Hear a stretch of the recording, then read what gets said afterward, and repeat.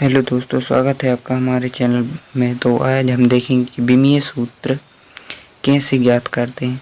तो विमीय सूत्र देखने से पहले हमें कुछ चीज़ों के बारे में जानना होगा। तो आइए उन चीज़ों को हम देख लेते हैं। तो हमें विमीय सूत्र देखने से पहले तो हमें 3 राशियों के बारे में पता होना चाहिए, जो कि मूल राशियाँ हैं द्रव्यमान और लंबाई एवं समय। तो हम जो कि द्रव्यमान है उसे हम कैपिटल एम से प्रदर्शित करेंगे, द्रव्यमान को। ठीक है, द्रव्यमान को हम कैपिटल एम से प्रदर्शित करेंगे। एल लंबाई, ठीक है, लंबाई कैपिटल एल से प्रदर्शित करेंगे। टी समय को प्रदर्शित करेंगे। ठीक है, तो एम एल टी सीधी याद हो जाएगी यहाँ पर एम एल टी। तो एम एल टी का मतलब यहाँ पे कि हम इससे ही विमीय सूत्र निकालेंगे। जिस प्रकार हमारे शरीर में जो कि आत्मा या सोल होती है, उसी प्रकार से जो कि विमीय सूत्र है उनमें एमएलटी का मतलब कि योगदान होता है। इसी प्रकार से एमएलटी का प्रयोग इसमें किया जाएगा। जैसे कि मैंने बताया, पूरा सार इसी में है, मतलब कि इसी का प्रयोग होता है। सीधी बात है विमीय सूत्र निकालने में। तो हम विमीय सूत्र को देख लेते हैं। विमीय सूत्र कुछ किस प्रकार से है, तो पहले हम देख लेते हैं। जो कि हमारा पहला है क्षेत्रफल। तो चलिए क्षेत्रफल लिख लेते हैं। तो हमने क्षेत्रफल लिख लिया है। तो अब जानते हैं कि क्षेत्रफल का फॉर्मूला क्या होता है। तो हम क्षेत्रफल का फॉर्मूला लिख लेते हैं। तो क्षेत्रफल का फॉर्मूला होता है लंबाई गुणे चौड़ाई। तो लंबाई गुणे चौड़ाई, जो कि लंबाई है तो वह लंबाई है और चौड़ाई भी क्या है, एक लंबाई है। तो इसके लिए हम लंबाई के लिए एल का प्रयोग करेंगे। तो लंबाई के लिए भी एल और चौड़ाई के लिए भी एल। तो एल लिख लेते हैं। और इसका जो कि नियम है वह कुछ इस प्रकार से होगा कि इसमें बड़े कोष्टक लगेंगे एल लिखने के बाद, या कोई भी एम लिखेंगे कुछ भी, तो यहाँ पर कोष्टक लगते हैं। और जैसे कि एल और एल है तो एल स्क्वायर हो जाएगा। तो एल स्क्वायर हम लिख देंगे इसको। तो चलिए लिख लेते हैं एल स्क्वायर। हम कुछ इसी तरीके से यहाँ पर लिख देंगे एल स्क्वायर। और जो कि हमें फिर इसको full form M L T के फॉर्म में लिखना होता है, मतलब पूरे फॉर्म में। तो एम एल टी यहाँ पर पहले हम इसको पूरा लिख देंगे। और फिर जो कि यहाँ पर है एम तो है नहीं है यहाँ पर, तो एम 0 और एल है यहाँ पर 2 है तो 2 लिख देंगे।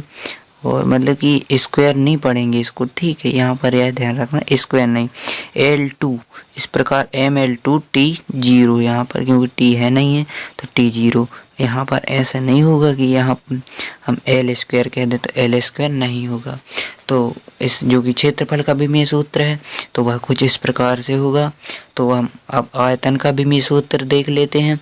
वीडियो कोशिश होगी कि ज़्यादा बड़ा ना हो। तो चलिए हम देख लेते हैं आयतन का विमीय सूत्र।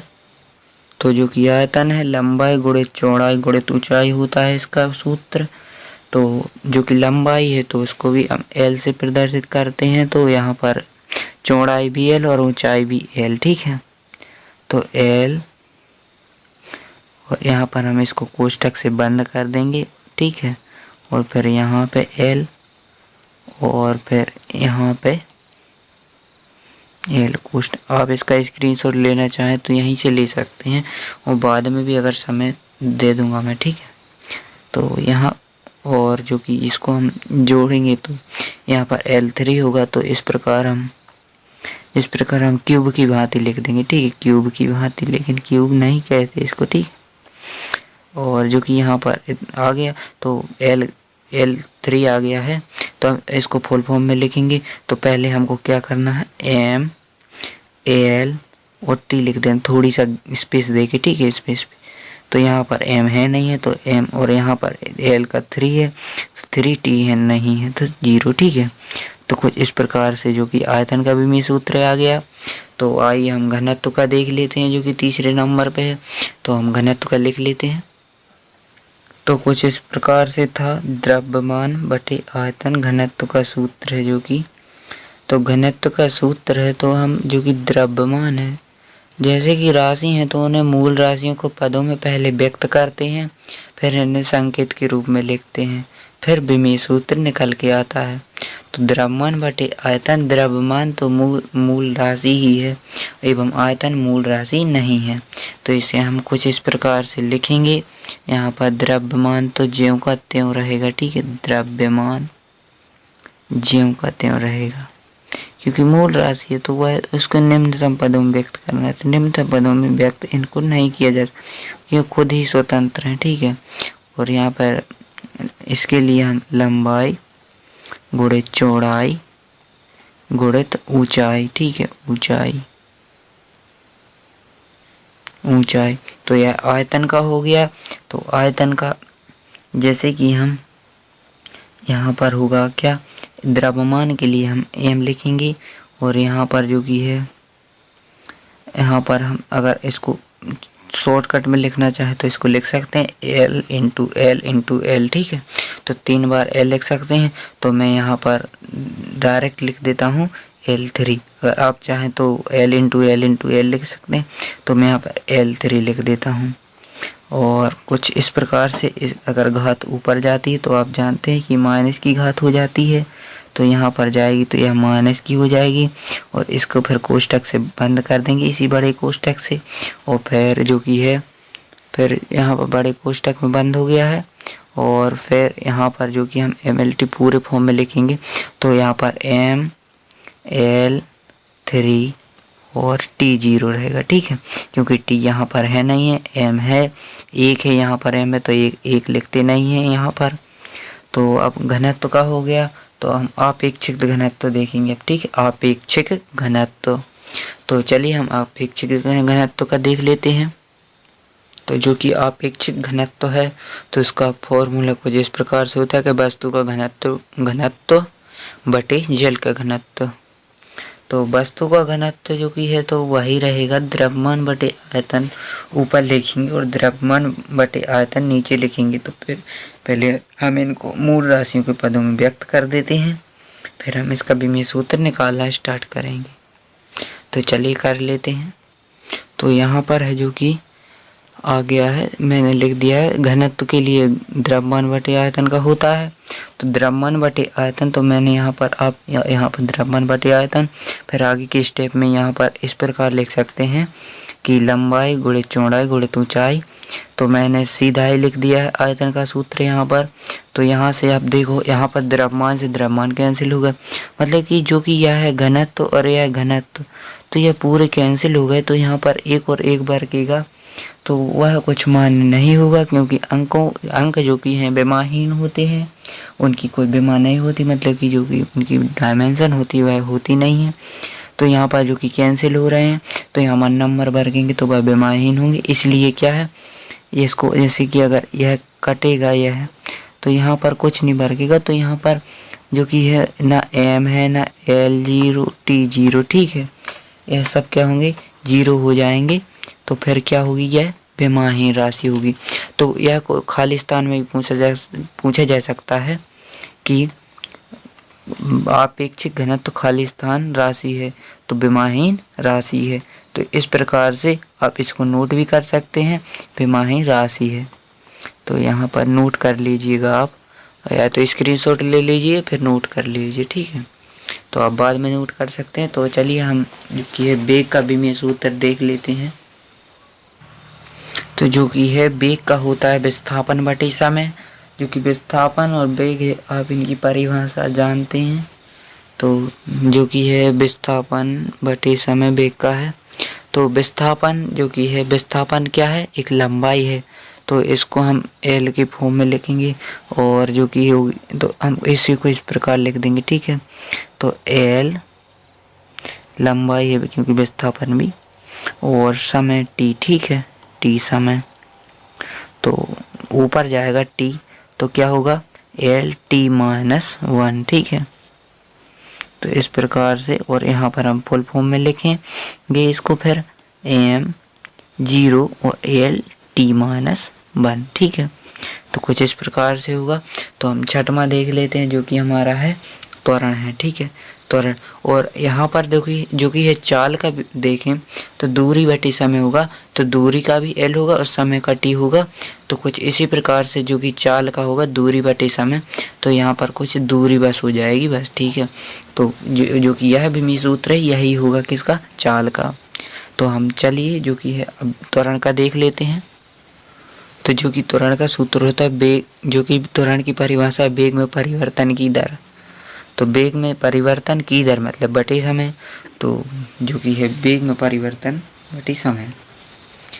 तो वेग में परिवर्तन बटे समय, तो वेग का विमेय सूत्र आप जानते हैं कि वेग का हमने जो कि निकाला है। तो आप कुछ इस प्रकार से पहले हम इसको क्या करेंगे, वेग जो कि है वेग बटे समय ही होगा इसका।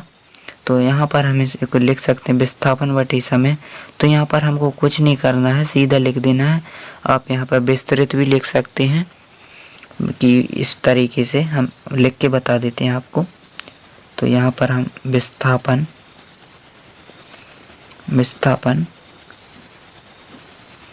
बटे समय, और यहाँ पर है जो कि समय यहाँ पर है और एक नीचे। तो जो बटे बटे होते हैं जो कि कुछ इस तरीके से, अगर यहाँ पर बटे एक होता ठीक है तो वह कुछ इस तरीके से पलटता, तो यहाँ पर जो कि एक बटे समय हो जाता। तो ये नीचे नीचे का होगा जो कि, तो कुछ इस प्रकार से आ जाएगा फिर विस्थापन। आप इसका स्क्रीनशॉट लेते जाइएगा साथ में, विस्थापन बटे समय का वर्ग, ठीक है, समय का वर्ग। तो कुछ इसी प्रकार से होगा यहाँ पर। तो विस्थापन के लिए हम क्या लिखेंगे, एल, ठीक है, क्योंकि लंबाई है, और समय का वर्ग है तो टी स्क्वायर, टी मतलब टी टू स्क्वायर नहीं टी2। और यहाँ पर फिर ऊपर जाएगा तो एल टी माइनस 2, और फिर जो कि हम इसको फुल फॉर्म में लिखेंगे तो एम एल टी माइनस 2। तो कुछ मतलब कि यहाँ पर 0 हो जाएगा, ठीक है, एम क्योंकि है नहीं है यहाँ पर।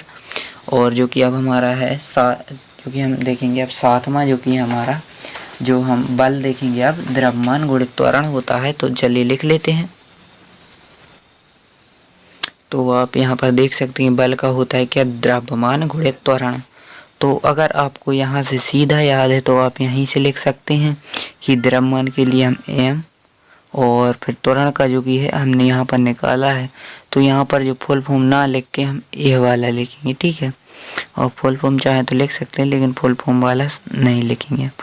तो यहाँ पर हम डायरेक्ट लिख देते हैं त्वरण का, क्योंकि हमने त्वरण का निकाल लिया है पहले।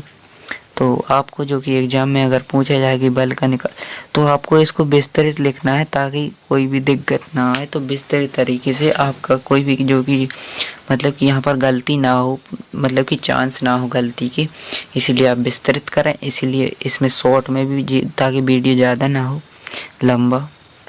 और जो कि इस प्रकार से अब इसको जैसे गुणा होगा तो एम एल टी माइनस 2, तो यह विमेय सूत्र आ जाएगा बल का।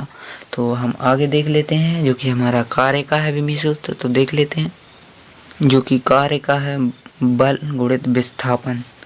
तो विस्थापन आप कुछ इस तरीके से कि बल का पहले आप लिखेंगे द्रव्यमान गुणित त्वरण, फिर द्रव्यमान के लिए हम एम लिखेंगे, फिर त्वरण के लिए हम अलग से वेग बटे समय, फिर दूरी बटे समय का फॉर्मूला लगाएंगे।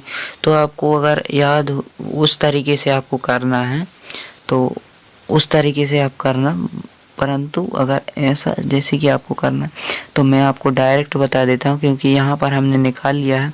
तो बल का हम लिखेंगे क्या, एम एल टी माइनस 2। तो फिर हम इसको विस्थापन, मतलब विस्थापन क्या होगा, एल, ठीक है, एल विस्थापन हुआ।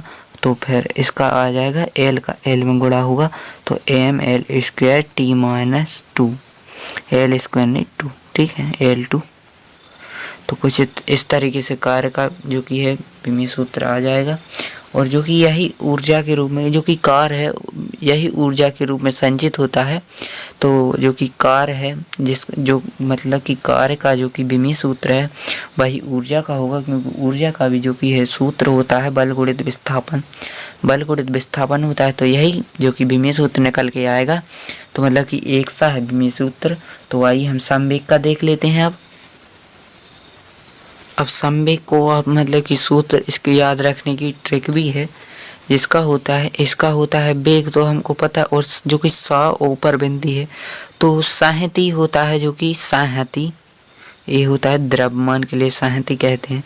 तो साहती द्रव्यमान और जो कि वेग है तो वेग, तो इसका याद हो गया।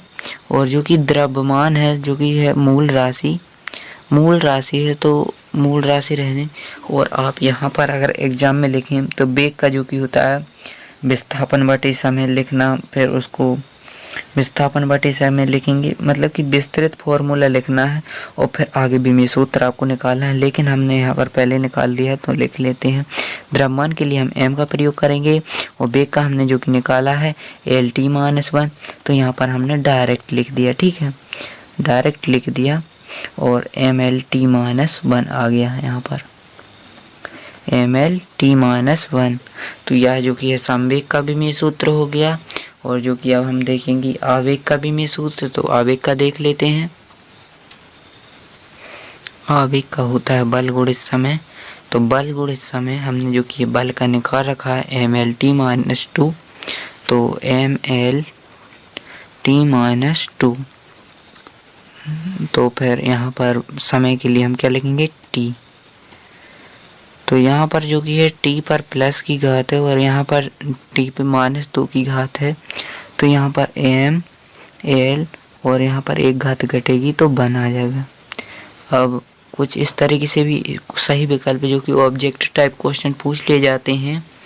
मतलब कि दो का जोड़ा दिया रहेगा 4 ऑप्शन में मल्टीपल MCQ टाइप क्वेश्चन में कि किन राशियों की विमी सूत्र समान है। तो आप विमी सूत्र निकाल के तो वो उसमें समानता देख सकते हैं। तो समानता के आधार पर उनमें टिक लगा देंगे। ठीक है, जो कि हमारा है बल, मतलब कि आवेग के बाद है बल आघूर्ण। ठीक है, जिसे हम टॉर्क कहते हैं। तो बल आघूर्ण देख लेते हैं। तो जो कि आ गया है बल आघूर्ण का बल गुणित लंबवत दूरी फार्मूला। तो अगर आप एग्जाम में करें तो कुछ इस तरीके से करेंगे कि बल का पहले लिखेंगे द्रव्यमान गुणित त्वरण लिखेंगे और त्वरण का फिर वेग बटे समय और वेग फिर विस्थापन बटे समय। तो मतलब कि फिर होगा क्या दूरी बटे समय का स्क्वायर या विस्थापन बटे समय का स्क्वायर।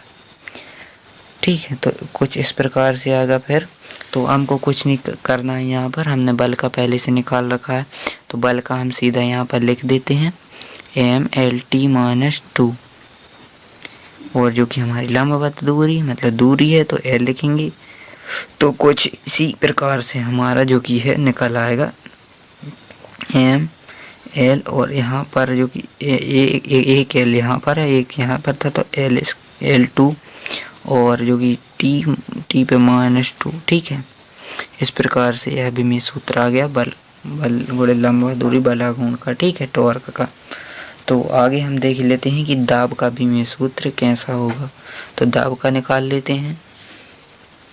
तो दाब का कुछ इस प्रकार से सूत्र है बल गुणित मतलब बल बटे क्षेत्रफल, बल बटे क्षेत्रफल। तो बल बटे क्षेत्रफल है जो कि बल का होता है द्रव्यमान गुणित त्वरण। तो कुछ इस प्रकार से अगर आपको पेपर में करें पे एग्जाम में तो कुछ इस तरीके से करना है आपको। जो कि दाब का है, दाब का क्या है बल बटे क्षेत्रफल। तो बल का हम क्या लिखेंगे द्रव्यमान गुणित त्वरण, कुछ इस प्रकार से हम लिखेंगे।